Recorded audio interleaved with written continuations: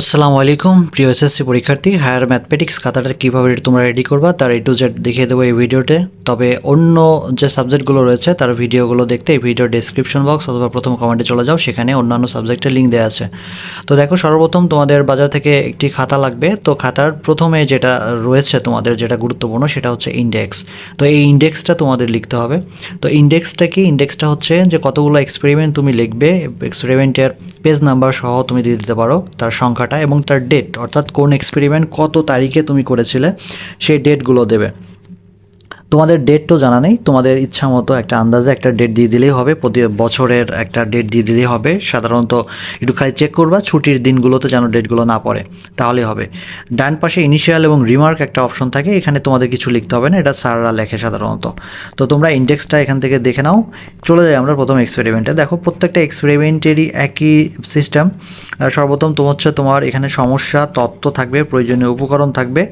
এইগুলো হচ্ছে তোমার একটু দেখে দেখে লিখতে হবে।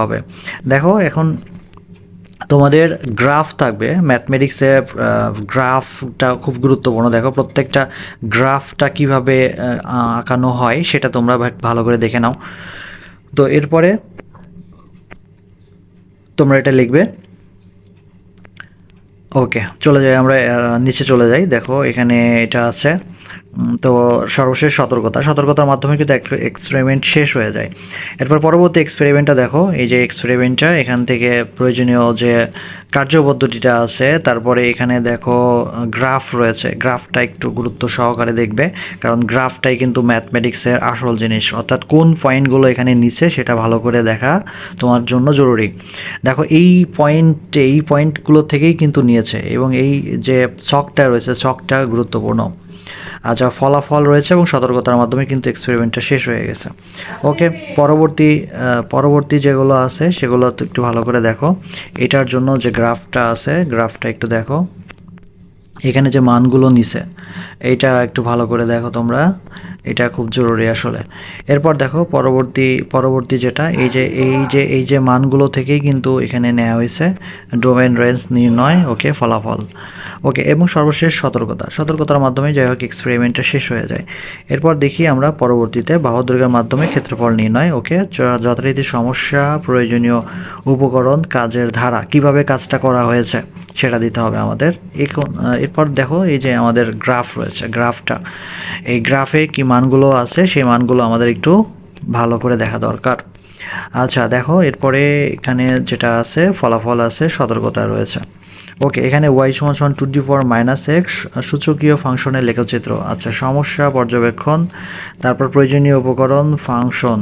ওকে, এখন রয়েছে আমাদের এই যে গ্রাফটা দিতে হবে আমাদের।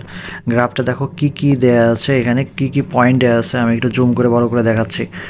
ওকে, তারপর দেখো এখানে আছে ছক আছে, এই ছক থেকেই মূলত গ্রাফের মানগুলো নেওয়া হয়েছে, সেটা দেখা লাগবে আমাদের, সতর্কতা। ওকে, এরপর নেক্সট যে এক্সপেরিমেন্টটা ভালো করে দেখো তোমরা, কাজের ধারা আছে, যথারীতি এখানে যে গ্রাফটা রয়েছে সেই গ্রাফটা তোমরা একটু ভালো করে দেখো। ওকে, গ্রাফটা শেষে এরপর যে লেখাগুলো আছে সেই লেখাগুলো একটু দেখো, তোমরা জুম করে এটা লিখে নেবে। তো এরই মাধ্যমে কিন্তু এক্সপেরিমেন্টগুলো শেষ হয়ে গেল। তো অন্য যে সাবজেক্টগুলো রয়েছে অর্থাৎ ফিজিক্স, কেমিস্ট্রি, বায়োলজি, এগুলো এই ভিডিও ডেসক্রিপশন অথবা প্রথম কমেন্টে চলে যাও, দেখো সেখানে লিঙ্ক দেওয়া আছে, সেখান থেকে তোমরা অন্য সাবজেক্টের প্র্যাকটিক্যালগুলো তোমরা দেখে নিতে পারো।